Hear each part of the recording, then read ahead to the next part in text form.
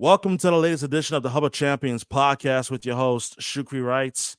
I'm thrilled because it's another double screen, but even a bigger reason is because it's a gentleman who I have only watched on TV for a number of years, growing up watching hockey. And if you are familiar with the likes of Kelly Sutherland, Wes McCauley, and this gentleman who I'm about to introduce right now, you should, in fact, know who he is. He's a former NHL ref and as well as the co-host of a popular hockey podcast that he does a tremendous job with former NHL star Jeremy Roenick. I strongly recommend you actually give it a watch, give it a listen, and so forth. Um, in fact, he is himself the one and only Tim Peel. And in fact, Tim, before I even give you the opportunity to kick things off, tell us all about the pod that you do with Jeremy Roenick and just how awesome it is. Just take the wheel, man. Take the Thanks, wheel. buddy. Thank you, Shukri, for having me on. I appreciate it. I'm a big fan of yours on social media. So I'm humbled and honored that you'd asked me to come on the show. Yeah, JR and I, obviously Jeremy Roenick's a big name, colorful personality on and off the ice. In the U.S. Hockey Hall of Fame, should be in the big Hall of Fame, in my opinion. Yeah. And has far better numbers than guys they put in the last few years. Mm-hmm. We started a podcast in the fall called Snipes and Stripes, and we named it after he sniped a lot of goals, and I wore stripes for a living. So we call it Snipes and Stripes. We're live every Wednesday on nofilter.net, but you can obviously watch us on any of your podcast channels. And then starting in the next couple of weeks, we're going to start another show on Mondays. We're going to call it Weekend Update. And because our show right now is just every Wednesday, and we're going to start another show on Mondays and just kind of summarize what went on in the world of hockey over the past weekend. So I'm excited about it. It's an honor and a privilege to have you on the pod, Tim. And like Snipes and Stripes is a tremendous pod, like great hockey conversation. If you're a fan of hockey, if you're a fan of the NHL, like I am, definitely strongly recommend you give it a watch, listen, and so forth. First things first, in terms of the NHL in itself right now, as it currently stands, it is a wild time in the NHL. In fact, I'm going to actually expand that a little bit, not just in the NHL, but it's a wild time like in hockey where there's so much going on. Hockey Canada under fire right now, and for not for good reason, obviously. If in case, just basically giving you a quick synopsis of the story. So 2018, there was a sexual assault case that took place involving members of Hockey Canada, some of which have been just within the last 48 hours have been asked to basically take a leave of absence as things have progressed in the investigation. I cannot and will not speak on any more than what I know. So, Tim, I'll ask you this. Based on what we have learned so far, what are your thoughts on the overall investigation? And do you think that this is the start of what I would like to call it a reckoning for Hockey Canada? Because apparently this has been a cultural issue that many people have spoken about. Yeah, no, it's a very important point to bring up, and we talked about it on our show last night, and we're not certainly here to judge anybody. We're not the judge and jury. We're not the lawyers involved. But what we do know is there's a woman that allegedly was sexually assaulted by at least 5 team members from the World Junior Canadian team, and her parents brought it to Hockey Canada back then, and for the last several years, they've been paying her hush money, and to a tune of $3.5 million is what I read. Rick Westhead, who I follow, and I'm sure you do, he does a tremendous job informing us of what's going on. He's a writer for TSN, and he kind of champions these sort of stories, and obviously. You feel for the victim. You don't know exactly what went on. We have no idea. And then on the players side, there's 5 players right now. I was talking to a friend of mine in Toronto today, and he's a lawyer, and he said, Tim, I think these guys are going to be charged. Like, that's why they're reporting to London, Ontario. They're going to be charged with sexual assault. Their careers could be over. They could be done. Like Carter Hart, who's the biggest name out of everybody. Their names could be done if they're charged with sexual assault. I don't know. It's going to be pretty tough to bring them back to the team that they play in, just because of the optics and the fan base and what the world we're living in now. Unfortunately, uh, unfortunately, you're guilty until proven innocent these days, and everyone's quick to jump on them, especially with social media. So it'll be interesting to see. Hockey Canada definitely screwed up. That's why they cleaned house. They got rid of all their board of directors, the president, vice president. They got a whole new regime in there. They lost a tremendous amount of sponsors because of the cover up that they did. So this is a story that's not going away, and it's going to be interesting to see what happens to these 5 players, because if they are charged, are they? There's a trial, because I read today on Rick Westhead, his Twitter feed, that if there is a trial, that this lady that alleged the assaults, she's willing to go to trial. So there would be a trial. This isn't something where they're just going to be able to pay her off. This has gone to a whole nother level where the authorities are involved. So I'm sorry. No, it's going to be interesting for sure. Yeah, and it's something that, as I was reading through, Twitter, and like especially with Rick Westhead, who, by the way, for those of you that are watching and listening, and I'm gonna bring this back only as a reminder for those that may not remember. Remember in October of 2021, the Cal Beach story that came out. He was the same. That was him. That was the same gentleman who broke the story via TSN, and obviously that spread like wildfire, and so forth. So when Rick Westhead like basically brings to light this story and new findings, is taking with a lot of gravity, because not only just because of the nature of the case, sexual assault and rape is no laughing matter. It's not something I take lightly at all, and especially, and no one should, and especially considering that he has a proven track record of breaking stories such as the Kyle Beach on sex assault that happened on the 2010 Chicago Blackhawks, and credible stories, right? Yeah, credible stories. Yeah, go ahead. No, exactly. He doesn't just throw out. He's not a smear campaign, reporter. He reports. He does his homework. He does his, before he sends something out, he makes sure that it's accurate. He's checked with, I'm sure, hundreds of people. So no, I have a tremendous amount of respect for Rick, and this is big. This is big, and then I read a report today. Is there something that went on with another junior team? And I don't know where it's going to all end up, but it's a sad situation for everybody that's involved. These are teenage kids that, if this did happen, I'm with you. We obviously, none of us condone sexual assault. Where there was drinking involved, and they made a mistake, and now But guess what? Mistakes have consequences, and your actions have consequences, and you can't write your own story in history, but your actions will have a lot to will determine kind of your story. So if this is accurate, it's not going to be good for these guys. As far as the trickle down effect is concerned, in terms of like the players that are on these NHL teams now, and currently haven't been like pulled away, so to speak.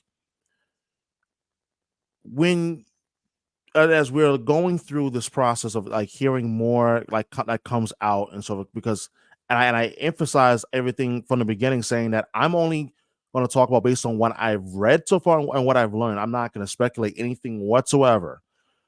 but the sheer seriousness of this, in consideration to as to what's happening with the NHL and its in terms of hockey culture in itself. Because I've heard this a lot, especially since October 2021. Hockey culture, hockey culture, hockey culture. You're someone that has been in and around the game for a very long time before you became an NHL ref, especially obviously being an NHL ref and so forth. So, what does hockey culture entail? Like, what does that mean to you when you hear that term being used, whether it be on social media or in the media? That's a great question. I hate to say this because it sounds like you sound like a dinosaur, but in Mm, the hockey culture, it was accepted. It was accepted to, you know, for a guy to sleep with a couple girls or for three or four guys to sleep. This isn't an isolated incident. This isn't the only time mm, that this wow. has gone on. Whether Mm, it's been players at any different level, junior hockey, NHL, East Coast, any professional league, any type of hockey. We know the expression. I'll say it because yeah. it's a reality. The puck bunny. Everybody knows the expression, the puck bunny. Like It's a money. girl that Yep. goes to the rink and she wants to date a hockey player. And right or wrong, that's the reality of our sport for a long time. So maybe these sort of things can change the culture of hockey and say, hey, this is because this is not acceptable in any other facet of life. If you're Yeah. working for IBM or Procter and Gamble or whoever, that sort of conduct isn't accepted in any Fortune 500 companies. So why should it be accepted in hockey? It shouldn't be. But it has Mm, gone on, and anybody that says it hasn't gone on, they're full of shit because it has gone on. I mm, was single. I was single for a long time when I was in the NHL. There were things that went on that I look back now and not sexual assault, but there were other people involved, and I'm going to leave it at that. But it was yeah. kind of it went on. It went on. There were groupies for referees. There were groupies for players, and that's just the reality of our sport. So, Mm, um, but maybe things like this is a good thing because it can make change because we used to smoke on airplanes. We used to not wear seatbelts. We used to let our kids, roll around the back of our station wagon, and we evolve as a society, and yeah. so you can't you can't just say these guys are bad guys. And maybe I'm not talking about these five individuals, but Sure. the hockey culture going back for years because everyone did it or a lot of people did it. So but now we've evolved as a society, and that sort of thing is not accepted, nor should it be. In today's NHL, especially with the social media landscape, that is, and we both know Twitter all too well. I mean, Twitter could be a tremendous place in terms of building a brand or building a name for yourself. Just meeting other people like in the hockey world and so forth, such as yourself. Um, and it could also be a cesspool. And when a story like this comes out, you unfortunately you do have that small segment of people that'll question the legitimacy of the story. I mean, unfortunately, you have those knuckleheads that do exist, Mhm.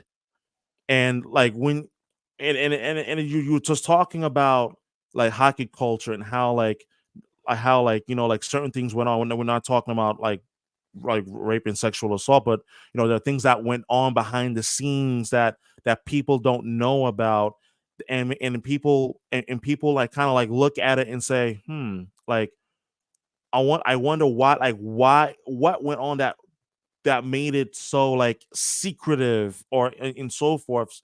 And I'm gonna ask this question because there are people who unfortunately are questioning the legitimacy of the story and the situation, and there are a number of teams that have already been impacted. The New Jersey Devils, chiefly being among them, the Philadelphia Flyers, Carter Hart as well, obviously, um, and as a human being, forget about hockey. How do you navigate through such a difficult story like this? Because there are so many victims of sexual assault and rape that this is such a serious and heavy topic of discussion. And I make no apologies for starting the podcast on this topic, but it's such a huge story in hockey right now that I thought it would be appropriate to talk about it with you. And I'm glad to be able to have the opportunity to do so. Yeah, you know what? First we had the Me Too movement, and I said to my Yeah. wife when the Me Too movement happened, I said, I'm married now, 2 kids, live in St. Louis. Yeah. What if a woman, I came in the league in '98. I said, what if a woman in 1996, I'm just throwing it out there, said that I sexually assaulted her in Rochester, New York, when I was in the American League, and it's completely false. It was a consensual relationship, but all of a sudden, Me Too movement comes out. She comes out. She makes this story up. I'm done. I'm done. While I was still working, my name is mud. My name is tarnished, and so the problem is you don't know who to believe. Now, in this case, Mm. I have a tendency to believe the victim because from the reports I read, she went to the police the next day and filed a Report. report, and that she was so inebriated, she didn't know what she was doing, blah, blah, blah, blah, blah.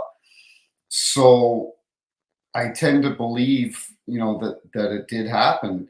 But social media, you and I saw it last night firsthand, the Yeah. sewer of social media. Mhm. Boston gets beat by Carolina, and this guy that follows me on Twitter, I didn't even know he followed me, tweets out a picture of the Boston bomber with a Yeah. Canes hat on, and Mhm. you saw my response. I go, Yeah. are you? I hope you should seriously seek some help. And Yeah. first of all, you're blocked from ever following me, but you've got a serious problem if that's how. But that's the problem with social media. It's the sewer Mhm. of our society right now. And I've, made mistakes on social media, probably after too much red wine watching a playoff game or something, but not to, but not to that, Yeah. not to that, not to that degree. Like that's taking it Oh to man. another level. You know what I mean? Yeah. So, Mhm. but we'll have to just see how it all plays out, Shukri. It's an unfortunate situation for all parties involved, and wish everybody the best, including especially the victim and Yeah. the young lady that was involved, and hopefully she's okay and she's moving on with her life. Absolutely. So wishing the best in terms of in terms of being able to get the justice and the closure that the victim or the victims deserve. And I think that in itself is truly important, especially for those for the ones that were impacted in this situation. And as far as on the ice is concerned, right now it's a wild time in the NHL, all the way across, especially as we are now about a week away from the NHL All-Star game and so Mhm. forth. The Edmonton Oilers, I mean, from the depth of darkness, have suddenly found light. They've won 14 in a row. They're going for their 15th straight win tonight against the Chicago Blackhawks. Um, you can look around the NHL. Look at Seattle, for example. The story of Joey Decord, Yeah. how he's really emerged as the netminer for the Seattle Kraken. You can look east. Look at the Florida Panthers. You thought they would take a step back after their run to the Stanley Cup Finals last year, but in fact, you could say that they've actually gotten even better this season. Mhm. So Tim, like, what has stood out to you so far in this first half of the NHL season? What has been the number one story for you? The number one story, I guess it would have to be Edmonton. You've got two of the best players in the world in Connor McDavid and Leon Draisaitl. Yeah, This is a team that I personally, I like the Corey Perry signing. I think it's a good signing for them. Edmonton seems to be the team of redemption. Bringing on Evander Kane a couple years ago, Corey Perry now. yeah, Um, Are they strong enough defensively? We'll wait and see. But I think they'll probably beat Chicago tonight and have a record 15 wins in a row. Which I told my son Bronson, I said it's difficult to win 6 games in a row in this league, let alone 14 or 15. So it's really impressive. I completely agree with your analogy on Florida. I didn't think I thought they kind of bullied their way into the finals last year. But Yeah. People don't realize this. That series is over in 5 games if Marchand scores with 2.5 seconds to go Yep. in Game 5. Mm-hmm. And then everyone says, "Oh, Boston had an easy time with Florida. They beat them in 5 games." It's amazing that one save, how it completely changed the series, Yes, it did. and they make it to the Stanley Cup Finals. And so one particular incident, I don't can pinpoint one specific story. There's so many good stories going on. Is Toronto? You've got 4 or 3 of the best players in the league with Marner, Matthews, and Nylander, Yeah. but they're paying 4 guys with Tavares. They're paying 4 guys over $45 million. Their back end sucks. Their back end's not as strong as Boston. It's not as strong as Florida. It's not as strong as Vegas. Is that team, take away the goaltending issues that they had, Mm-hmm. is that team good enough to even if they make the playoffs? They play, as you know, when we get into the playoffs, there are guys that don't throw a check for 82 games. And we get into the playoffs, everyone finishes their checks. It's a harder Mm-hmm. brand of hockey. You got to grind out wins. And I've been critical of Austin Matthews. I don't think, I hated it when the last couple of years, if there was a scrum and he's, got his back up against the glass and he's smiling and smirking. No, I want to see you get mad. I want to see you punch somebody back like Marchand would, like Yeah. Sidney Crosby would, like Nathan McKinnon would. Mm-hmm. Alex That's Ovechkin too. What's that? Alex Ovechkin too. Ovechkin, exactly. Like I want to see some fight in your game. And Mm-hmm. I don't know whether he's got that in his game. He's a tremendous hockey player, obviously, like so Yeah. skilled. But does he have that in his game? Is he going to be the guy that puts his team on the back and leads them to the promised land? I don't think so. I think Toronto is. I think Treleving knows it too. They brought in Reeves, they brought in Domi, and they brought in Bertuzzi. They really haven't done that much. Ryan Reeves hasn't dressed in 5 weeks. Yeah. JR and I talked about it on the show last night. Honestly, I think his career's done. I really do. I think they're going to probably buy out the last 2 years of his contract because Minnesota brought him in after they took him from the Rangers. The Rangers picked him up from whoever. And I think both teams realized we can't play him that much because he can't keep up to the speed of the game anymore. You see your fourth line in Boston. I know the fourth line in Vegas and Florida and so on. These guys can skate. You got to be able to skate. It's important to have that. Trent Frederick, I'm great friends with his dad. Trent's a St. Louis boy. I've known Trent since he was 5 years old. And you got to have grit in your game to play in the NHL, and you got to have some jam. And I don't know, but you got to be able to skate as well. And I just think the game is. Listen, I love Revo. I respect him, but I think the game has passed him by. You talk about the Maple Leafs because, like, the Maple Leafs for me are the team that is such a lightning rod in terms of the way I look at how their star players are being paid. You talked about it with also Matthews, William Nylander, um, John Tavares, and very soon, Mitch Marner as well. He's going to be due for a pay raise, and you talked about the concern in terms of their back end, and I actually agree. And the reason I agree is because you cannot pay your top stars the amount of money that you're paying them and still be able to have cap room to be able to address your back end. And the questions surrounding on their goaltending are very much loud. I mean, yes, we saw Ilya Samsonov have a tremendous game the other night. getting an ovation and so forth, which was nice, but is he going to be able to have this kind of consistent performance in the Stanley Cup playoffs? That's going to be the bigger question. And I ask you, when you say that the fourth line in particular, because you use that as an example, and I'm really really curious as a hockey fan, as someone who covers the sport for the Hockey News and so forth. The speed of the game has passed Reeves by, but I was using that phrase, that the speed of the game has passed him by. When you talk about the speed of the game, like how much faster has the game gotten since you've been in the league from when you first came into the league in 98, 99 versus right now? Is it strictly the training or the skill level, or do you think it's more like factors involved in that? It's all of the above for sure. And it's not even, people say, oh, it's since 2000. So we had the lockout in 2004.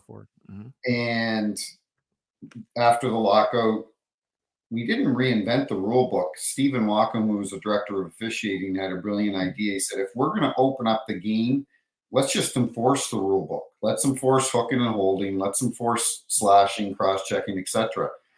That opened up the game and enabled these young players and these stars to show their skills. But the game has changed so much, Shukri, in the fact that you can have a college player come out of the NHL or come out of college and have an immediate impact in the NHL. Cale Makar comes to mind. What's that? Cale Makar comes to mind as soon as you said Cale that. Makar, look at your guy Potra. Yeah, Matt Patras. Yeah. Mm-hmm. Patras.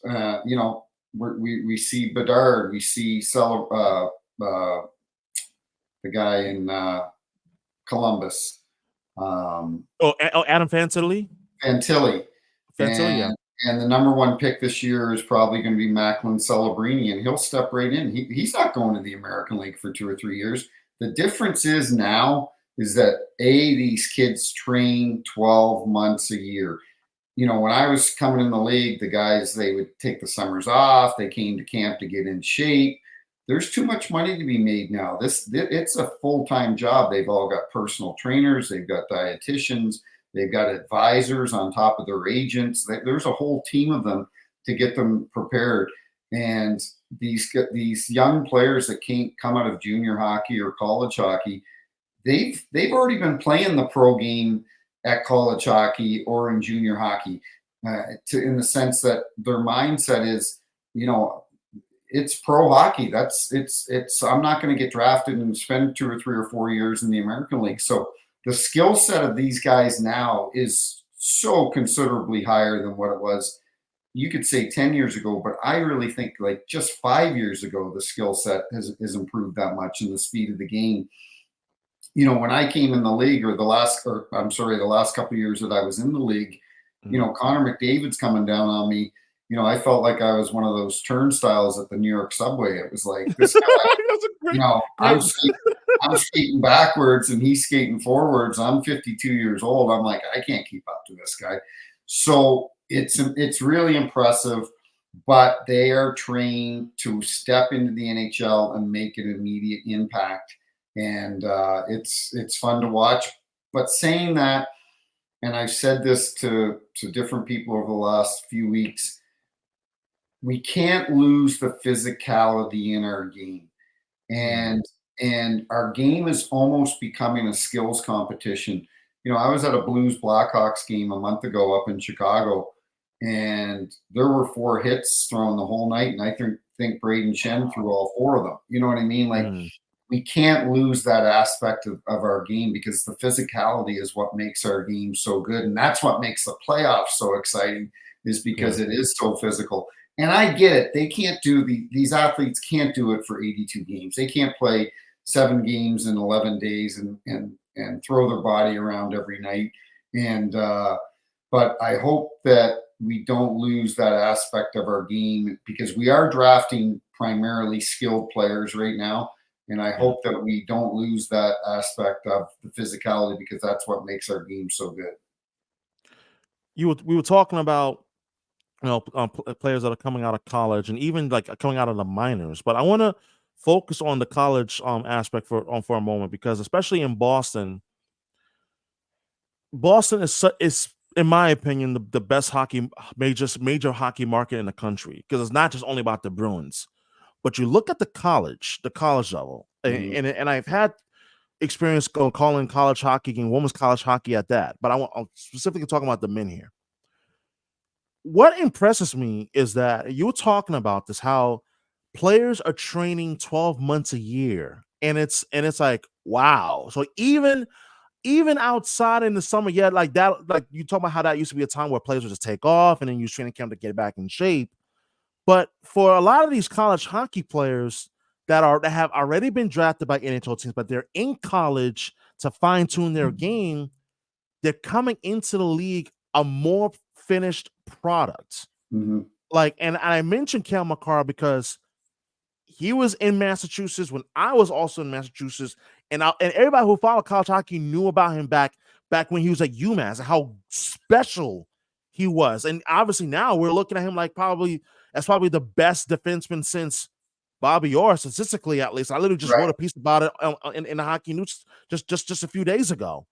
So the question I'll ask you is, why are a lot of these college hockey players coming into the league so ready to contribute and make an impact right away? Well, I think the number one reason is, I grew up in Canada, Mhm, and in the 80s, 90s, and early 2000s, mhm, primarily it was the kids were drafted out of the Quebec Major League, the Western League, and the OHL. That's where, if you wanted to get drafted, you went to play major junior hockey in Canada. mhm, And I think the U.S. development program has done a tremendous job, and the coaching has improved in the U.S. And it's improved because you see a lot of players, ex players that become coaches, ex NHL players that become coaches in the United States. And I'll give you an example. yeah, The year that Trent Frederick was drafted 30th overall in the first round, yep, there were four kids ahead of him in St. Louis. There were five kids picked out of in the first round, picked out of St. Louis, which is unheard of. St. Louis isn't a hockey bed. It's a really strong market, but it's not Toronto, it's not Boston, it's not Chicago, Detroit, and but guess who their coaches were when they were growing up? Keith Kachuk, Al McGinnis, Chris Pronger, Jeff Brown, Kelly Chase. Like, unbelievable. These kids were being coached by Keith Kachuk. Every one of these kids, Clayton Keller. It was wow, Keller, Frederick, Joseph Wool. Um, I'm forgetting the five guys, and they were all coached by Keith Kachuk, Jeff Brown, Pronger, Al McGinnis, a Hall of Famer. Like, that's pretty impressive. So I mhm, think a lot of the American players, they don't need to go to junior hockey anymore in Canada. And I would, if my son ever got to that point where in a few years where he had to make that decision, I'd be like, play college hockey. You don't need to go to junior hockey anymore. And that's a great thing about our sport now, is that yeah, you had to go there then to get noticed. But now, if you're good enough, there's a story about Colton Parenko. He was playing in Saskatchewan. A lot mm, of people didn't even know about him, and they had this scout out west, and he would slide in there. It was like Colton was playing like junior B hockey, and this scout would slide in, and he didn't want anyone to see him because he didn't want to put Colton on the radar. And so now, if you're good enough, you're gonna get noticed. And college hockey right now in the U.S. is tremendous to watch. speaking of college hockey being tremendous to watch right now, BC and BU. I mean, we just talked about how Boston's the best in the major market hockey city in the U.S. I mean, BC and BU, and my heart is always going to be with BU for the fact that I call games for BU women's hockey. But man, it just seems like two of the very best pro college programs in the country are in the same city, literally just down the same road, down That's Commonwealth unbelievable. Avenue. It's really Yeah, unbelievable. Your that, thoughts? Brady Kachuk played for BU, right? Yes. Yeah. And this Cutter Goche, does he play for BU or BC? I'm not sure. I'm not entirely sure, so I don't want to give the wrong answer. I'm not entirely sure. That's the kid that shunned Philadelphia. Philadelphia. Oh, I think it was BC, if I'm not mistaken. I think it Okay. was. Yeah, Yeah. it's, you know what, Boston, that was one of my favorite cities to work in. I loved Ah. working. I loved working in Boston. You know, I grew up in New Brunswick, shoot, Chris. Mm. So Yeah. back in to give our listeners a little history lesson. Sure. Yeah.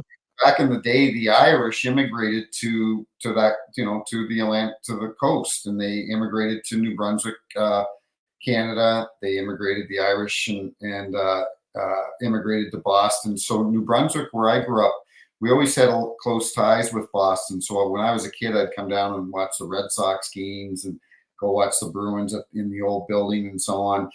So then when I got hired by the NHL, I loved working in Boston, and I tweeted out, it was a year or two ago, and the Dropkick Murphys instantly, they, they instantly loved my tweet. Mhm. I said one of my favorite songs is when I'd be in Boston and that building is rocking. And I worked a Yeah. bunch of big games there. I worked Montreal Boston game sevens, and Boston won that game actually, and they play that Dropkick Murphy song, and I'm like, this is awesome. I loved it there. I love the city. I love walking around on a day off and going to I'd go down to and get a lobster roll at that famous place down the street from the Omni Hotel. I forget the name of it. Mm. It was by Faneuil Hall, that part, or a different part of the Oh, it was city? on the water. It was on the water, and yeah, It's one by just Seaport? it was it was uh, it was close to the Marriott Long Wharf Marriott. I know exactly. Yeah, there's a whole lobster oyster Yeah, house there. Yeah, I know exactly. I think I know what you're talking about. Yeah. yeah, Yeah. I love that place. It actually burnt down at one point, and then they rebuilt Yeah. it. You know, Mhm. going to, you know, I grew up in a trailer park. I came from nothing, and going, you know, in New Brunswick, that's I'd hang out at Irish bars. So when I'd go to Boston, I had a day off. I'd go have a few beers and find a good Irish bar, and yeah, I loved it there. And actually, the guy that is the general manager of Boston now, Don Sweeney, he grew up about an hour away from me in New Brunswick, Canada. Wow. And back in the day, Don was a great hockey player, and he got a scholarship in the 80s to go to Harvard. Well, that was unheard of back then. Nobody from New Brunswick got a scholarship to go to Harvard, and let alone to play hockey. So yeah, Mhm. I keep in touch with Donnie, and very happy for. I'm just like, and I'm a big Marchand fan. I'm a Mhm. big Patrice Bergeron fan.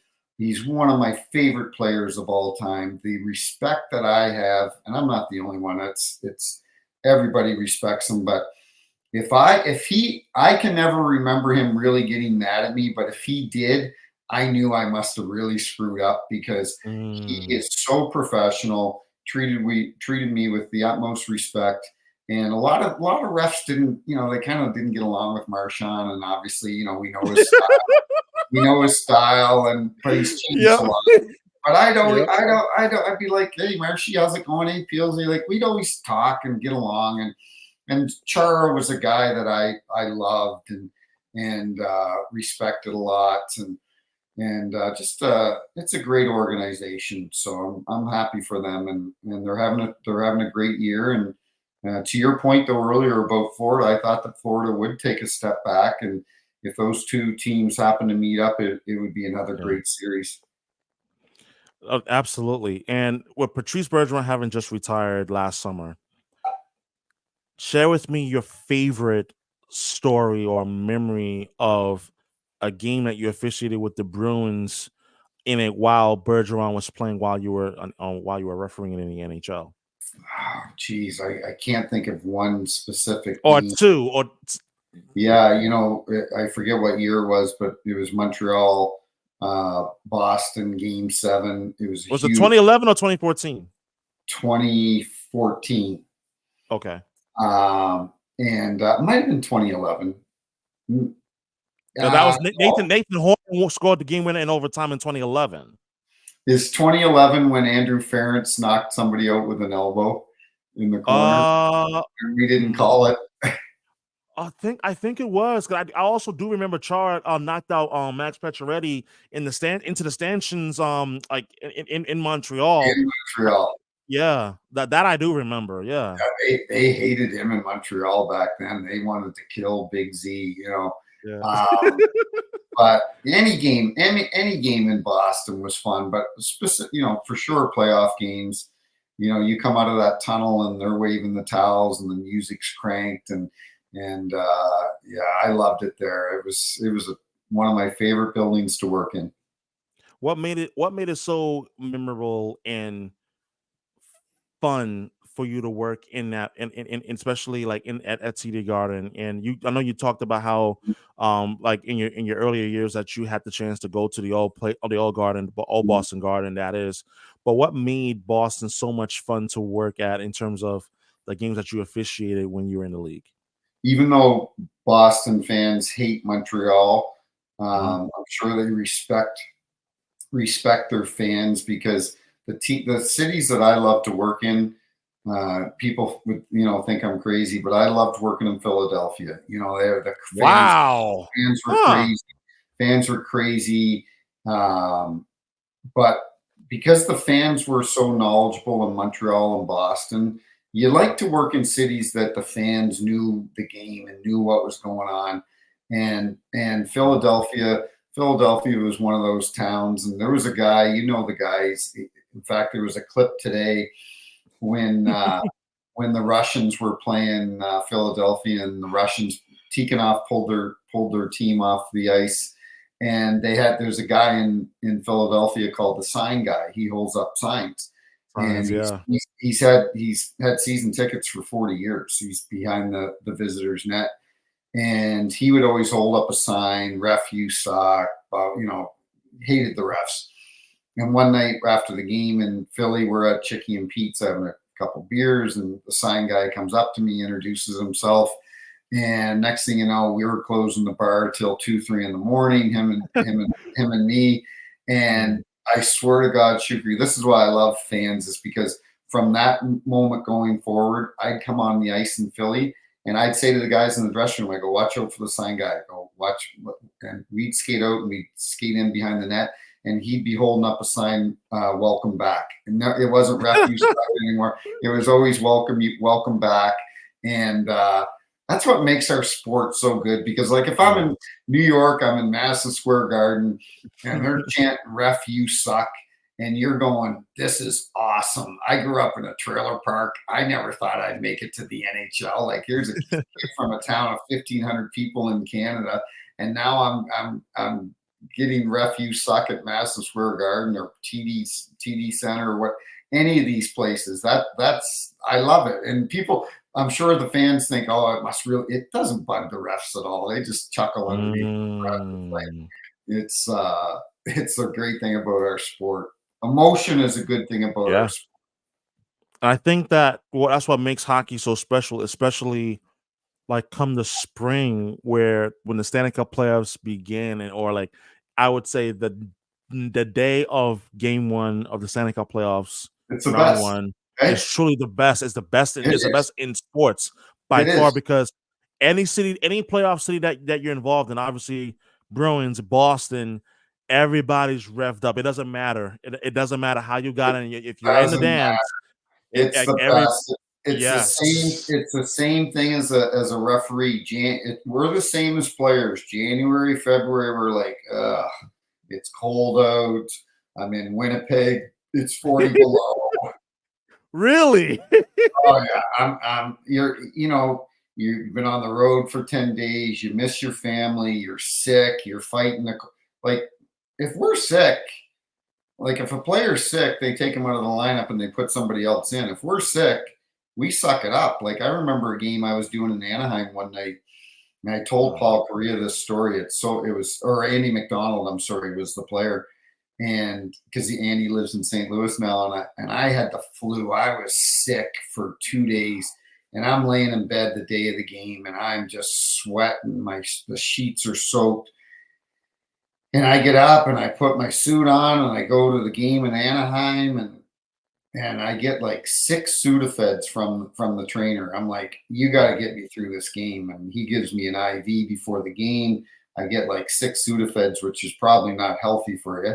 And I get on the Mm. X. I'm literally, I don't even know. I don't even know if I know where I'm at. And Andy McDonald gets hauled down, and I throw my arm up, and I point at Andy, and he was the one that got hauled down. And I throw my arm up, and I said, "You got 2 for holding." Because I was like, I just did. My point is, when we're sick, we got to go work. I missed one game in my career, and I tried to start the game. I had food poisoning in Florida, and pardon the expression, but I was shitting through the eye of a needle all day. And I got to the game, and they've got an IV in me. They've got me hooked up to an IV, and I'm like, okay, I can work this game. I can get out there, because if not, I'm leaving the crew with 3 guys.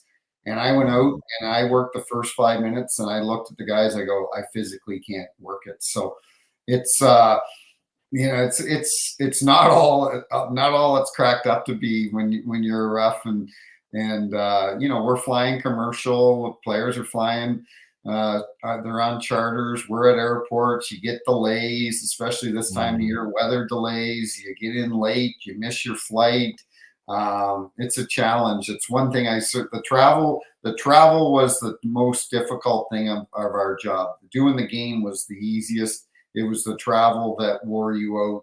It was the nights alone in a hotel when you're missing your family, and you want to go to the fridge and get a glass of milk and 3 or 4 Oreo cookies and chow them down before you go to bed, but you can't because you're in your hotel room. So That is wow, like, thank you for sharing with me, like, just peeling the curtain back, because I've always wondered about the grind of the referee, because we all have heard, and obviously with you being a referee, like, having been a referee, like, you know about the grind that the players go through, but the little that we often hear about what the day-to-day grind is like for the NHL referee, the travel, as you just talked about, that's involved, and in the miles that's traveled between Canada and the United States, and traveling between different cities in assignments. And I want to go way back. Let's go back to 1998, 1999, when you first came into the league. And I want to ask you, like, how different was the NHL in terms of refereeing back then? Because as a fan, we know how different it was. This is pre-lockout. This is before the trapezoid behind the goaltend, behind the net. This is like the 2 zone pass yeah, yeah, yeah, and so forth. Like, take us back to that era when you first came into the league.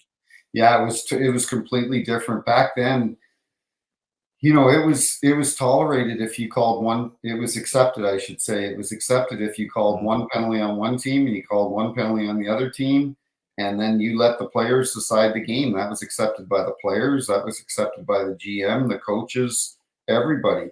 And so then when we brought in the crackdown on the new standard, they call it the standard, on hooking and holding and cross checking and so on, all of a sudden, you were instructed, hey, if there's 7 penalties against one team and there's none against the other, you call those 7 penalties against one team. It wasn't about back then in the 70s, 80s, 90s. He evened it out. They always joke. They were like, hey, the referee must have marbles in his pocket. And I got 2 on this team and I got 3 on this team. Okay, I need to get 1 more on this team. And the players knew it. They accepted it. And you let them decide the game. But now, there was a play last night in Vancouver where Braden Shen cross-checked Elias Pedersen from behind in overtime, and then the puck came out to him and he scored. Well, that's a penalty, and I'm a St. Louis guy. But guess what? Schenner should have got a penalty for cross-checking. And if our refs had called that, the league would say, great call. We back it up, because what happens is Jim Rutherford of Vancouver sends that clip into the league this morning and says, "Is this not a penalty?" And they're going to go, "Yeah, Jim, it is a penalty, and it should have been called." So it's now not accepted to let things go. And I heard it my last few years on the ice. If there was a hook on the hands or something like that, you'd hear players on the bench go, "Hey, he hooked him on the hands." You didn't hear that before. So it's changed, and I think it's changed for a good thing. But to go back, because I kind of got on another tangent when you talked about the Yeah. playoffs, where the referees are the same way as the players. So I was talking about January, February, the doldrums of hockey. All of a sudden, the season ends. You go home for about 48 hours, and you get selected to work the playoffs. You get an email, you've been selected, and then the assignments come out, and you just feel re-energized. You could have been worn out the last few months, and all of a sudden you're like, okay, let's go. I'm ready to go. The playoffs are starting, and your mindset is all of a sudden completely different than it was the last few weeks of the season, where you might be working as a referee the last 2 weeks of the season. If you're working a Columbus Calgary game and both teams aren't in the playoffs, you're like, okay, I got to do this game. It doesn't mean anything. Neither team's making the playoffs. But then the next night you go to Boston and you're working Boston Philly, and Boston's in the playoffs and Philly's fighting to make the playoffs. So this game means a lot. Your energy cranks up, and you should treat, an NHL ref should obviously treat every game like every other game. But let's be honest, when a game really means something, if it's a game 7, if it's the first game of the playoffs, if it's a team fighting for a playoff spot, we get pumped up. I remember the first game 7 I ever worked was in New York. It was between New York and Philly. And I'm coming out of that tunnel at Madison Square Garden, and I'm like, I did not need a Red Bull that night in the dressing room. I'm like, I'm pumped. An hour and a half before the game, they're chanting, "Let's go Rangers." And I come out of that tunnel, I'm like, I'm ready, and I'm ready to bring it, and I'm ready to do the best job that I can. So we get pumped up just like the players. Like just hearing that, it gives me juice as we sit here in this late January evening. I'm doing this this episode, and there was a particular moment, and the Bruin fan in me wants to hear your perspective, because you talked about the first time you ever officiated a Game 7 of a Stanley Cup playoffs, and this particular moment wasn't in a Game 7; it was in Game 5. Mm-hmm. And it's the 2019 Stanley Cup Finals, St. Louis, Boston. Yeah. At that point, I know where this is going. At this point, the Bruin fan in me has to ask, because at this point, it has been one hell of a series. It was. It surely was. Zdeno Chara, for those of you that may have forgotten and whatnot, in Game 4, Zdeno Chara takes a slap shot to the jaw and fractures his jaw. And I remember the day of Game 5. The day of Game 5, literally the conversation in Boston was, is Chara gonna really play? Right. And there was legitimate doubt, like, there's no way it's gonna be. But in the back of my mind, it's like, this is Chara we're talking about.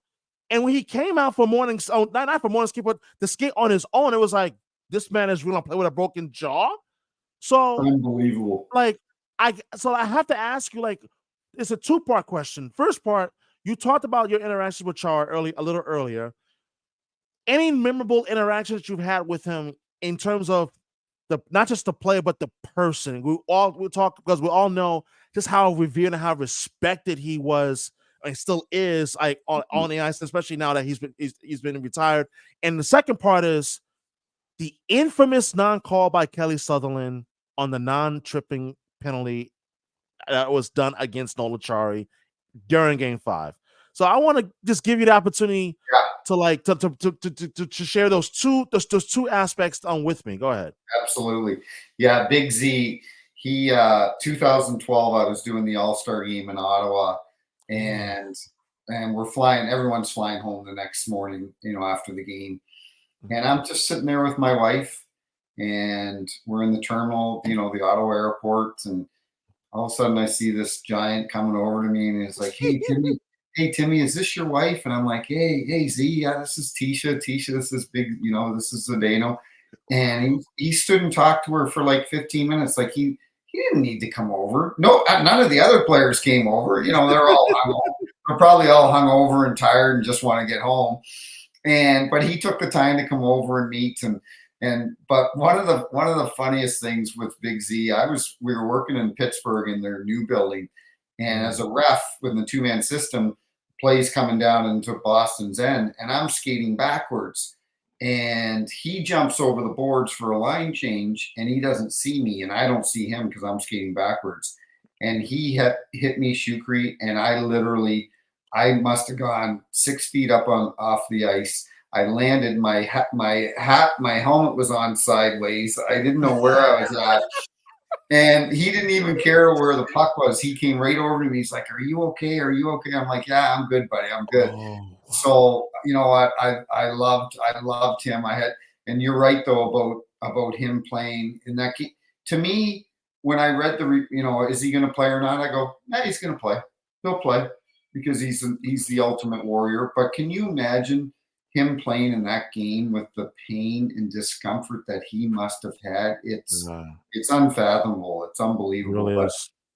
But yeah, that's that game 5. I was sitting at home with my family here in St. Louis watching it, and I saw Achari get tripped. And Kelly, and you know this, you know the names: Kelly Sutherland, Dan O'Rourke, Wes McCauley. They're good referees. They're very good referees. Excellent. Yeah. You know, they're those 3 guys I mentioned. Good chance all 3 of them will probably work the Stanley Cup Finals this year. They're that good. They've worked the last 8 or 10 Stanley Cup Finals. Sudsy, Kelly Sutherland, and Wes have worked the last 8 or 10. So they're phenomenal referees. Yeah. But guess what? They're also human, and they miss the play. And what happened is when Sutherland was the down low guy, and Steve Gazzari was his partner. He was the guy in the neutral zone.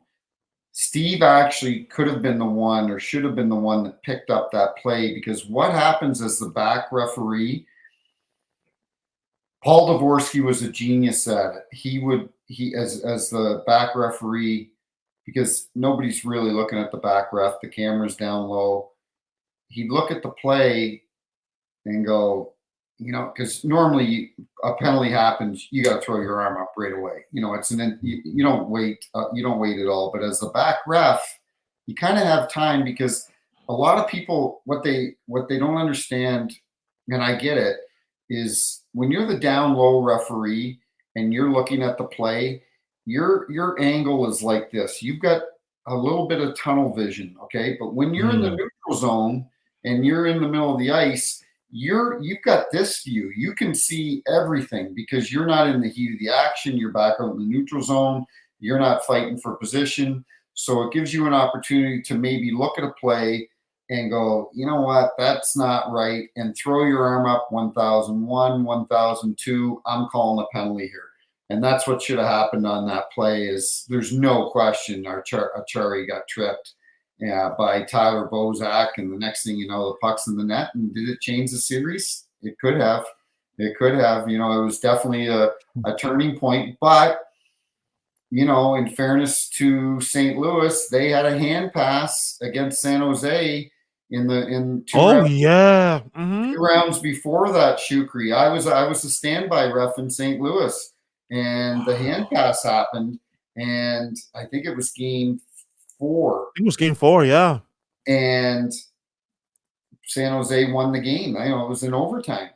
And that night I was a standby ref, and so back then so now you could actually review that play, because they call it a game stoppage. If there's a high stick to a player, you can review it now. If there's a hand pass, you can review it now. But back then you couldn't review it. So Mark Joannette and Dan O'Rourke come off the ice. I'm in the dressing room. They look at me right away. And one of the linesmen was Johnny Murray. So all 3 of these guys had worked Stanley Cup Finals before. And they looked at me and they go, "Was there a hand pass?" Because that's what they're saying. I go, "Yeah, there was." And it was dead silence for 40 minutes. There's nobody saying like that. I think fans think that the refs go, "Oh, well, pack our stuff up, go to the bar." No, like they were gutted that this happened. So now I'm in the dressing room. Stephen Walker comes in. He's the director of officiating. He's standing beside me. His phone starts ringing. He goes like this. He shows me the phone, Gary Bettman, right? Now the shit is rolling downhill because Tom Stillman, the owner of the Blues, is called Gary Bettman and Bill Daly, and now Bill Daly is calling Colin Campbell, and then Colin Campbell's calling Stephen, and now Gary Bettman's calling Stephen. It was a shit show. And that's what happens. And Stephen's like, oh, Gary's calling me, and he steps out in the hallway, and now he's got to explain to Gary.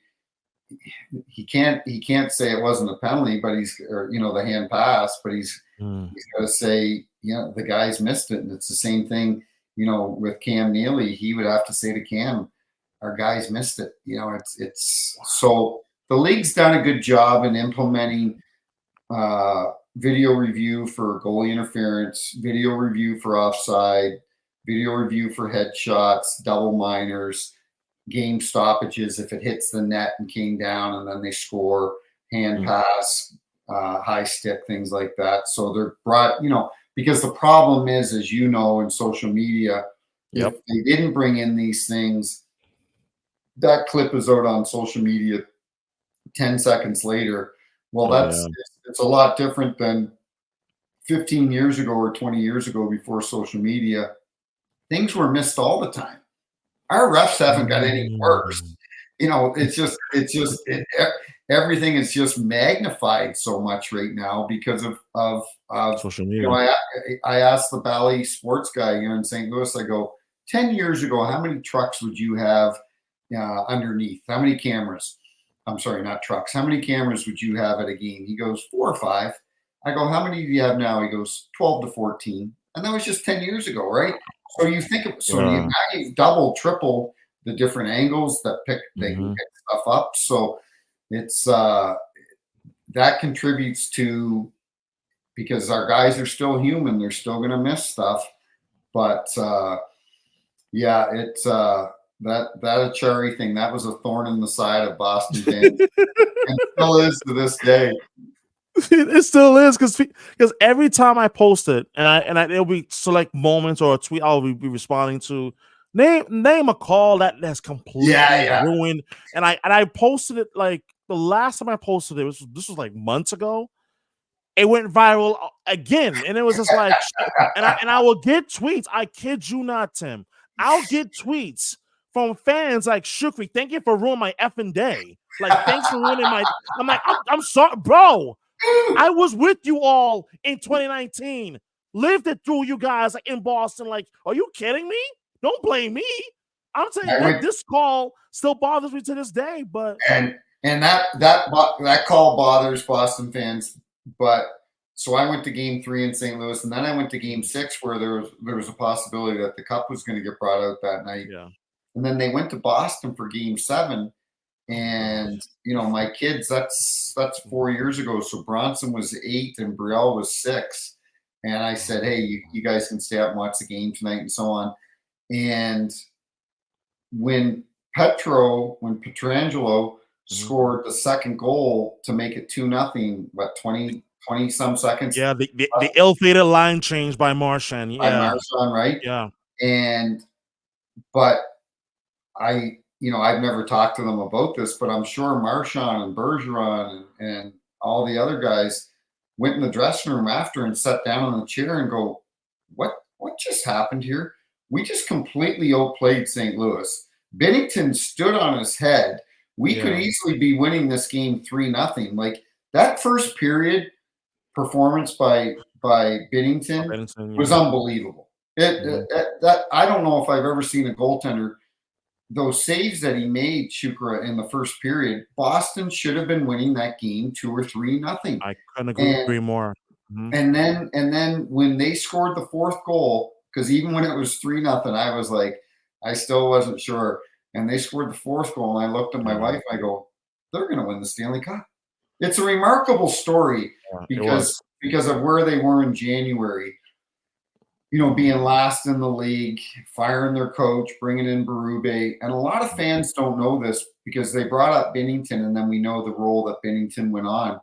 Yeah. But Binnington wasn't number one on the depth chart in San Antonio at the time. Ville Husso was. But Ville Husso was hurt at the time. So that's why they had to bring up Binnington. Ville Husso would have been the guy that got brought up. But Binnington got brought up because Ville Husso was hurt. But I always joke with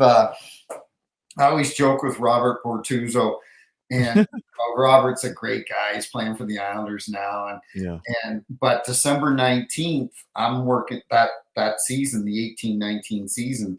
I'm working. It's around Christmas, obviously, and I'm fortunate enough. I've got a home game here in St. Louis, and I didn't get as a local guy, you'd only work 4 or 5 home games the whole year. The rest of the time you're on the road. So they're struggling. They're in last place. They suck, and they're playing Florida, and Luongo's in net, and Bortuzzo steps across the red line and shoots the puck in, and he shoots and hits me, and it goes off my hip and goes all the ways across the goal line and beats Luongo for a goal. It goes in. Now, it's no goal because it went in off of me, but at the time, the Blues players were cheering. The horn went off in St. Louis. The fans are cheering. And so I joke with Bortuzzo. I go, your season changed when you scored a goal off of me. But the funniest part of that, second part of that story is, so I'm reffing that game. The puck goes in off me. I can't believe that it goes in the net. Like, it was unbelievable. And I come up back on the ice, and because I hit my head on the boards, I fell back, and Ray Barilli, the trainer, takes me in to check me out. And I come back on the ice, and Roberto Luongo goes, "Hey, Timmy, are you okay?" I said, "Lou, I'm great." I said, "But guess what? For the rest of my life, I'm going to be able to say I scored on Roberto Luongo." So shoot me. The best part of the story is, so after the game, the off-ice officials bring me in this puck, and you can't read it, but you can see the logo. You can see the tape, yeah. It says the St. Louis Blues, and it's got tape on it. It says first NHL goal scored by number 20, game number 470, period 1. So 2 nights later, I'm in Chicago, and Florida's playing in Chicago. And James Reimer was the backup for Luongo, and Reimer was starting that game in Chicago. So we come on the ice, and the players come on, and Luongo makes a beeline to me right away. He goes, "Peelsy," he goes, because Reimer was starting. And he goes, "Peelsy," he goes, "They won't even start me now when you're reffing our games because they're afraid you're going to score on me." And we laughed. Oh, my God. That's amazing. Is that hilarious? That's amazing. Are you kidding me?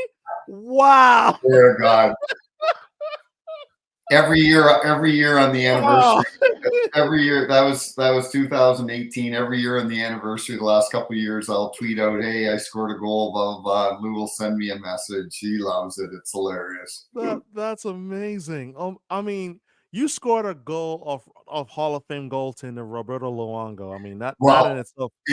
And the best part, so my phone literally, I can't even keep up that night. Like, it is blowing up messages, phone calls. Like, it's gone because it was on the next morning. They talked about it on the Today Show. Like, it was on every highlight sports, but they talked about it on the Today Show.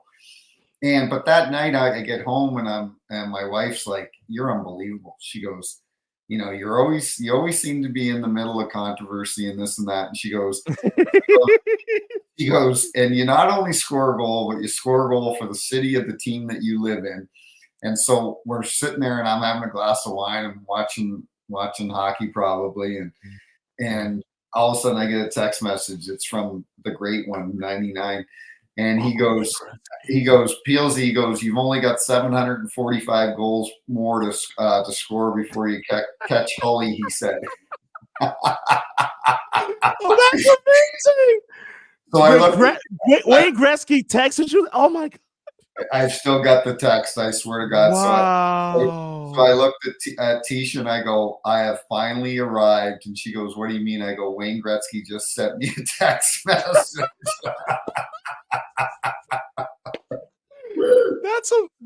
That's amazing. Oh my!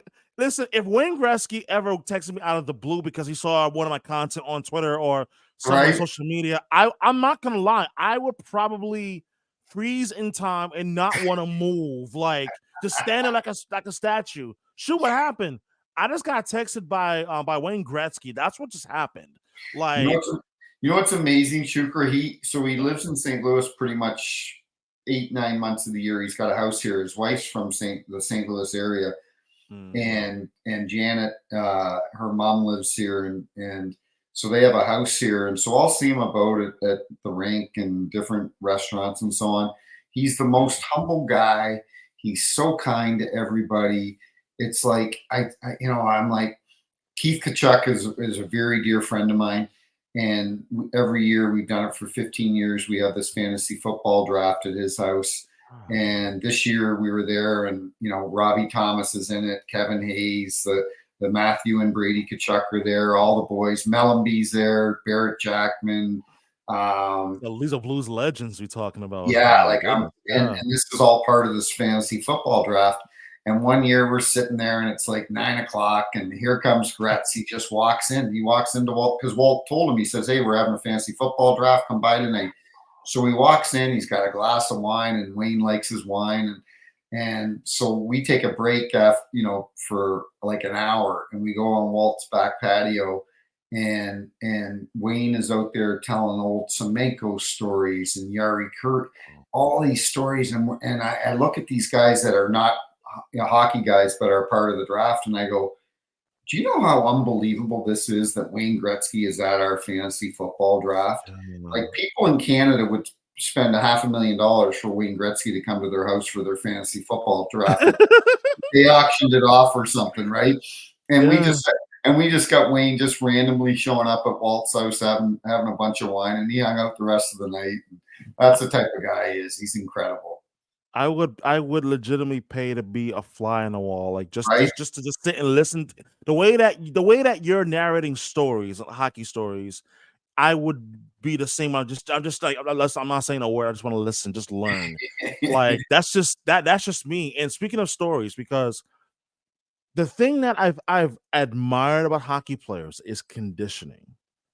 Referees, I know that there's got to be there is a certain test that they have to go through and undergo in order to perform the job at a high level in terms of in terms of the overall fitness and so forth.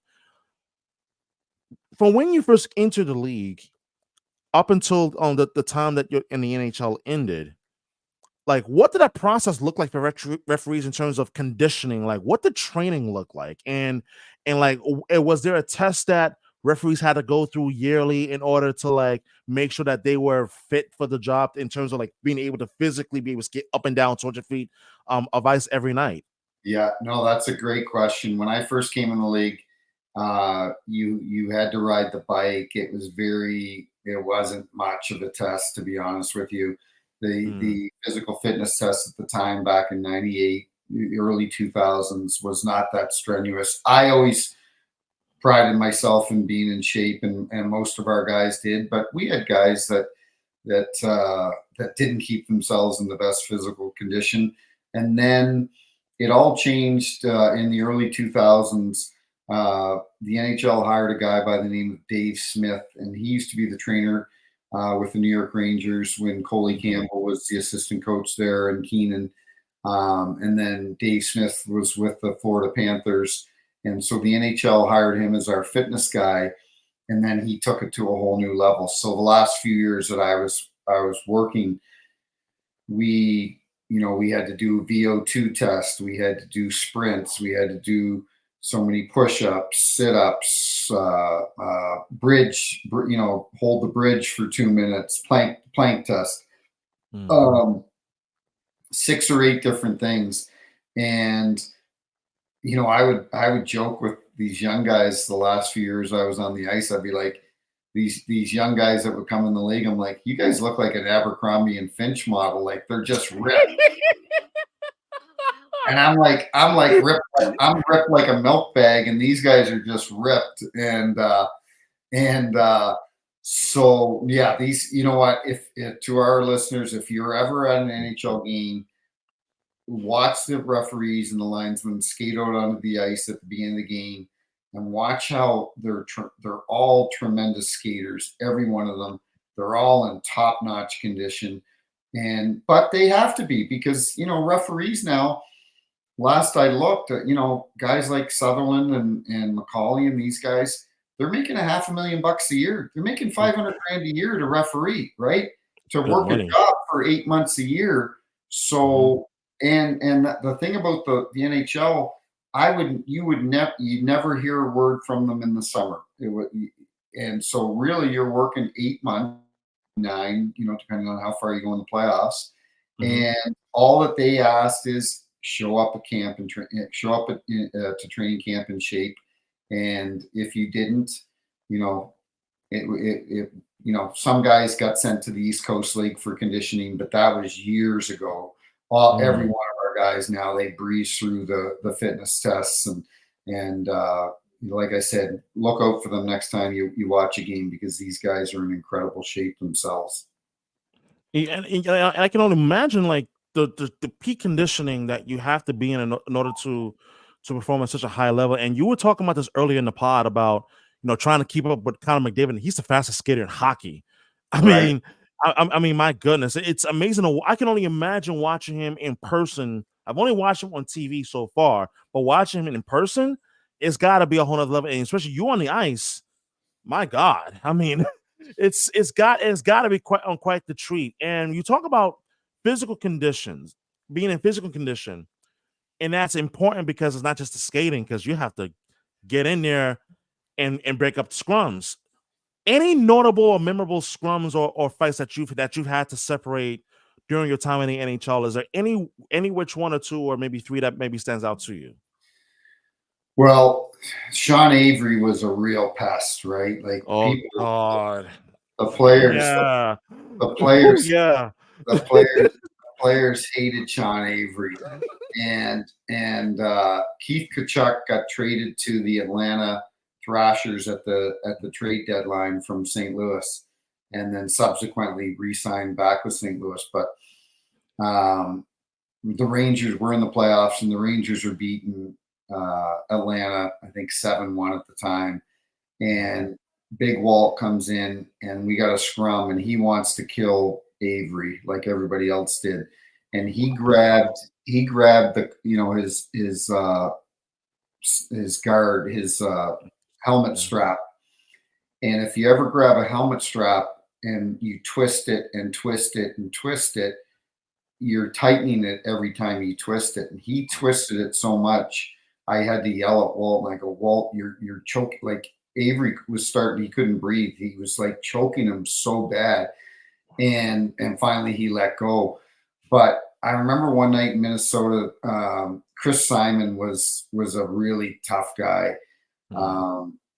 Played in the league a long time. And he was playing for Minnesota at the time. Calgary was in town. And one of the Calgary players took a liberty on one of Chris Simon's teammates, and took a liberty on one of his teammates. And Simon looked at him and he goes, like, what are you doing, dude? He goes, because the young guy, he was a rookie that he took this liberty against. Simon looks at him and he goes, what are you doing, dude? And he goes, this guy goes, well, I'm sending him a message. And Simon looks at this guy and he goes, I forget who the player was that said it. And he looks at this guy and he says, consider me his secretary and all messages will go through me. And I laughed. I'm like, that is a great line. Wow. But the tough guys, like I was at a charity event last Thursday for the Blues, and John Wensink was there, Wow. former Bruin. Yeah. Tony Twist was there. Cam Jansen was there. Reed Lowe, right? And these guys they were tough hombres when they played in the NHL, but they are the nicest guys. And the relationship I always the fighters that played in the league, they were always the nicest guys. They were respectful of the refs. They knew their role. They weren't the guys that you had the problems with. They weren't the prima donnas. They knew their role, and they respected us, and we had a good relationship with them because they knew we could help them out too. If they were starting to get beat, our linesmen could jump in and take care of them. Two more questions before we wrap up the episode. And when we sit here and we look back on 20 something years of officiating experiences that you've had between on the AHL and then on the NHL. Like, what inspired you to become a referee? Like, was there a moment in time that inspired you and said, you know what, this is what I want to do for a living. This is what I want to do for a career. Like, what was that moment for you? Yeah, well, it started out in 1979. I was 13 years old, and I was working at the golf course in the summertime. And the trailer park that I grew up in, the golf course was adjacent to it. And so I'd walk over there and I'd caddy and clean clubs and do whatever I could to make money. And then so when the wintertime rolled around, I missed having the spending money. And Shukra, the town that we lived in, was 1,500 people, small town in New Brunswick, 1,500 people, one rink, and everyone played hockey. And so I was 13 at the time, and I missed having the spending money from caddying and cleaning clubs.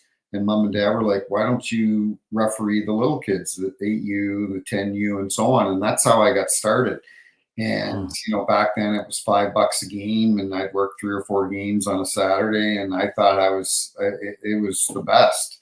And then in my early 20s, I was working for a bank, and they transferred me from New Brunswick to Toronto, and I got into the OHL, the Ontario Hockey League, and then, which obviously at the time was one of the premier places to play in junior hockey. Lindros played there, Gretzky, everybody played there, and that was my break as I got into the OHL. And so in my early 20s, I was still working at the bank. And then the NHL, they would scout junior hockey games, and you wouldn't know that there was a scout in the building, but they would, they'd go to Peterborough or Oshawa or Kingston, and they'd watch a game that I was working, and they're like, you know what, we like this kid, let's bring him on. So they sign you not to a contract, you're considered a trainee. And back then we had the International Hockey League, the IHL, which was a really tough league. It was a league below the AHL, and they signed me to they called it a trainee. So I kept my full-time job at the bank, and on the weekends I would go work games in Kalamazoo and Fort Wayne and all over small parts of the U.S. and then I was just fortunate enough that I guess I impressed them enough that in 1998, it was a Friday afternoon, and back then, 1998, I had a really good job at the bank. I was in sales. I was making like 150 grand a year. I had a company car. It was awesome. I was rolling. I was single. I'm working hockey on the side. I had more money then. And the league called me, and they said it was Friday afternoon at 4:00. I'm walking down Yonge Street, the famous street in Toronto. And they said, we want to offer you a contract, and an NHL contract, but you're going to start the year in the American League, and the salary's $56,000. And they said, and Brian Lewis, who was the guy that called me, he's like, I know you have a good job, and I appreciate that. So if you want to take the weekend and think about it, call me on Monday and let me know what you think. I said, Brian, I don't need to think about it. I want it. So I wanted it bad. And so I took big pay cut at the time and spent 2 years in the American League, and then in '96, and then got called up in '98, and the rest is history.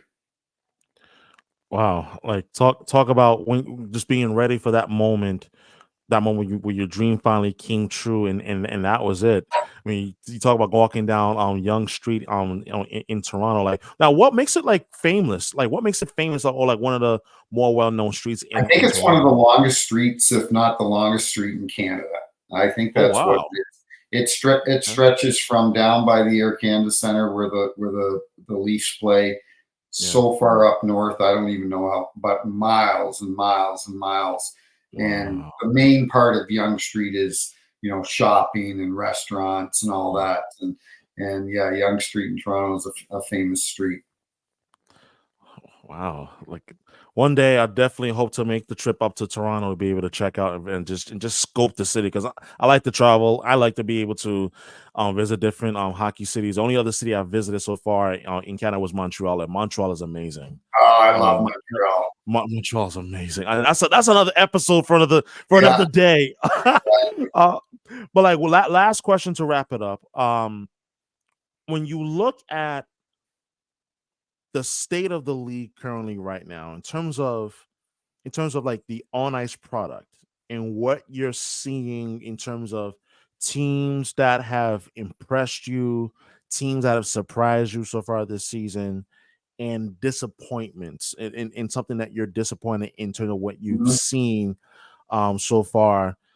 Um, in terms of the 2023-24 NHL season up until this point, like what has really impressed you in terms of seeing the young skill that's on display on a nightly basis, whether if it's a Jack Hughes with the Devils, whether if it's a Matthew and Brady Kachuk, respectively, of Ottawa and in Florida, and like in seeing guys like like Jason Robertson in Dallas, like what has impressed you the most in terms of seeing the young stars of today's game on this season? What has impressed you most?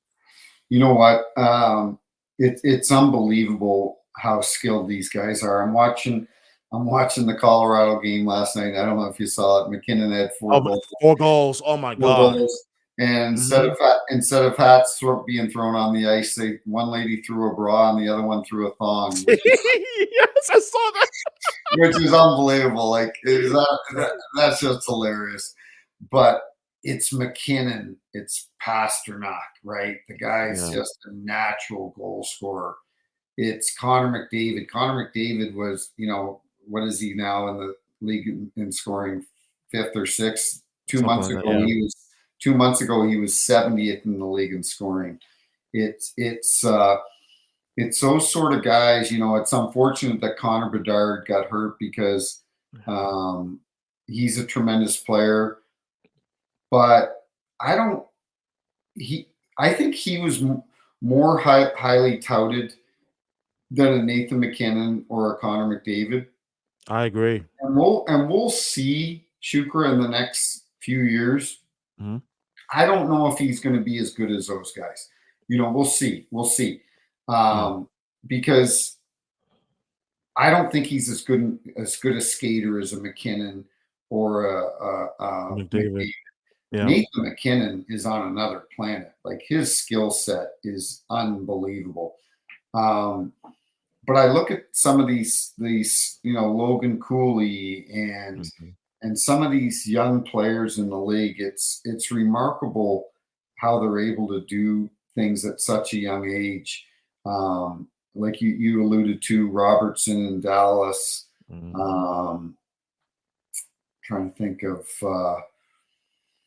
I was some of mentioning the Kachuk brothers, respectively of Florida and Ottawa, as well as part of the conversation. But you mentioned about McKinnon, because I remember during their Stanley Cup championship run in just 2 years ago in 2022, the one goal that he scored, I believe, was against St. Louis, where he skated from end to end. it was I mean, that unbelievable. it was just unbelievable. Yeah. Unbelievable. The guy's incredible. That's a team that could win the Stanley Cup again this year. You know, the you we talked about defense. Defense is so important in this league. To Mm, me, Boston has a good defense. We looked at you look at Vegas's defense. That's why I don't think Toronto will go anywhere. You look at yeah. Vegas's defense last year. Their smallest defenseman was Alec Martinez at six Mm. foot two. That was their smallest defenseman. He's Nick one of the Hay, best shot blockers in the league. he shot the puck once. He was playing for the LA Kings. He was shorthanded and he didn't look and he wheeled around, took a slap shot to clear it out, and caught me and broke two of my ribs, buckled me. Ooh. Oh, that was other Ooh. than when Jonathan Damn. Tays fell, other than when Jonathan Tays fell on my leg in 2020 and in Arizona and broke my fibula. Wow. And that hurt, but when I got hit by the shot and it broke my ribs, that hurt 10 times more than when Tays broke my fibula. So my point is you got to have, I think the big, it's great to have skilled defensemen, but you still need big defensemen. You look at when the Blues beat your Boston team. Yeah. They Yeah. had they had Petro, they had Bomeister, Yep. they had Gunnarsson, they had Mhm. Parenko, they had Big D, and that's part of the problem with the St. Louis defense now is you you have defensemen that are 6 foot and above with long sticks. You can keep everybody to the outside, and that's what Vegas did last year in the playoffs. You have Torrey Krug, you have Perunovic, you have smaller defensemen. The teams are able to get on the interior. They're able to get on the inside. So there's something still to say about drafting those big defensemen. And Mhm. but as far as disappointments, I think the biggest disappointment for me this year, and I was a advocate, and I feel bad, but I was saying DJ Smith's got to get fired. Well, he got fired, and nothing's changed really in Ottawa. That was a Mm. team, that was a team that I thought was really ready to Was make it, ready. ready to take the next step and take the next level. Them Yeah. and Buffalo. Buffalo was another team. I'm like, those teams are ready to take the next step and become a playoff contender. And you know what? I love the Granado family. Tony Granado and I are friends, and he's battling cancer now. And I talk to him every once in a while. And I love Donnie. So it's not a personal thing, but something's got to change in Buffalo because it's just not working. And I think the fans are very disenchanted there because they were okay last year when they didn't make the playoffs because Tage Thompson was scoring, Yeah. 40 plus goals and they were scoring goals, but now they're losing. And when are we going to turn it around? Like Matthew Barnaby is a buddy of mine. He's like, they've had a 10-year rebuild now. Like Yeah. come on, like when does it end? So those are my biggest disappointments and biggest surprises so far. I am looking forward to when Buffalo ends the playoff drought because it's been so long. And the last time they made the playoffs, I was still an undergrad in college at Long Island University in New York in Right. 2011. That's how long ago it's been now. And I agree with you about the point about Ottawa, where when they went out and they got the reinforcement that they did in terms of on getting a Vladimir Tarasenko. And Giroux the year before, right? yeah, yeah, and I thought that in itself was going to be like a big ad, and then another year and watching the maturation of Tim Stetzler, as well as like Brady Kachuk, the captain in Ottawa, as well, and I just thought that group in itself was ready to take that next step, and as well as in Buffalo, Tage Thompson, and as well as Rasmus, what's Delaney. Yep. yeah, like I'm just really disappointed that neither it looks like neither team, unless they make some sort of a crazy run like St. Louis did almost 5 years ago now. It's look they're not going to make the playoffs. But with that being said, I just want to say thank you so much, Tim, for really what was really phenomenal conversation. I wouldn't even say interview. It was really more of a conversation and just listening to stories that I'm certainly never going to forget. And I hope that everyone who is going to watch and listen to the pod enjoys as well. So Tim Peel, co-host of Snipes and Stripes pod, go check it out. Thank you, Tim, for your time and coming on Buddy, the thank pod. No, thank you. I appreciate you having me on, and I'm glad we finally got to meet. We've followed each other on Twitter for the last couple of years. Yeah. As an NHL ref, you're not allowed to be on Twitter until you retire, and Wow. which is probably a good thing. So that's when I became active on Twitter, and I love following you. I respect you. I love your comments.